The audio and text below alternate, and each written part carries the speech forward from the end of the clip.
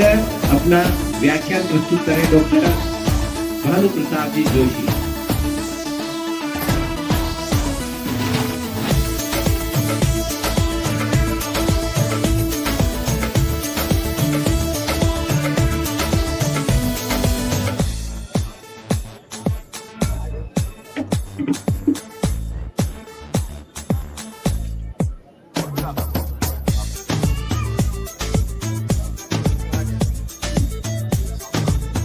माननीय अतिथिगण, आदरणीय समस्त चिकित्सक बंधुगण एवं उपस्थित मेरे सभी साथियों, आप सबको मेरा सादर नमस्कार।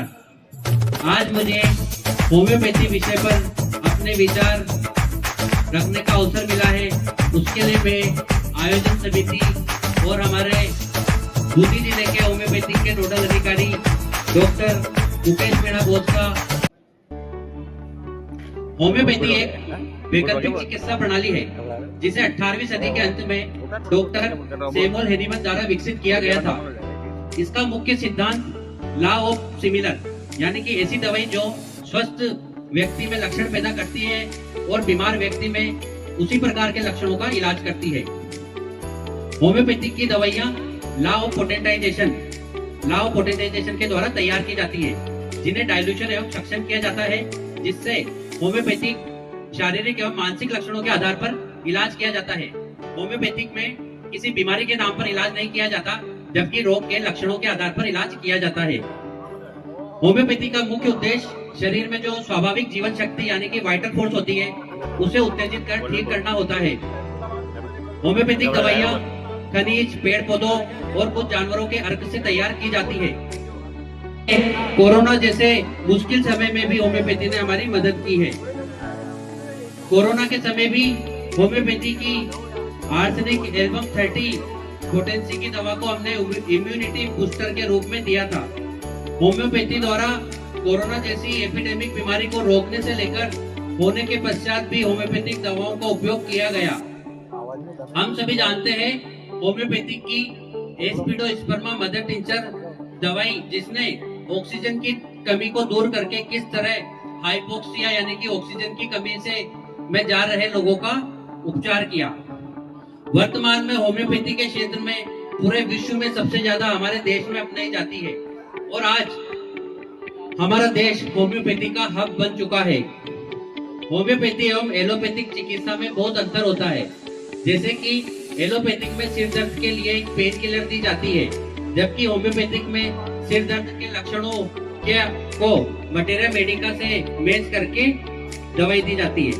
होम्योपैथी आज सर्दी जुकाम से लेकर skin disease, diabetes, acute disease से लेकर क्रोनिक डिजीज में बहुत ही काम आती है, जैसे कि psoriasis, eczema, bronchitis, arthritis. Right homeopathic दवाई देने से बहुत ही आसानी से बीमारी शरीर से बाहर निकल जाती है। कई लोगों का मानना है कि होम्योपैथिक दवाई बहुत धीरे धीरे, इसमें भी अगर मानसिक रोगों के आधार पर, उनके मानसिक लक्षणों के आधार पर हम दवाई देंगे तो उसमें भी हम काफी उन्हें आराम दे सकते हैं। कई परिवारों में मैंने देखा कि सास झगड़ालू प्रवृत्ति की होती है, तो ऐसी महिला को मैंने नक्स ओमिका सीएम की एक सिंगल डोज एक महीने के अंतराल में दी, जिससे उनकी मानसिकता में काफी सुधार हुआ। और इसी तरह कई बार हम देखते हैं कि जब एक परिवार में नई बहू आती है तो उसका मन नहीं लगता और कई बार वो नफरत भी करती है और वो ठीक से परिवार को मेंटेन नहीं कर पाती। तो होम्योपैथिक में ऐसी कंडीशन के लिए भी एक होम्योपैथिक मटेरिया मेडिका में एक रूब्रिक होता है, हेड टू हर फैमिली।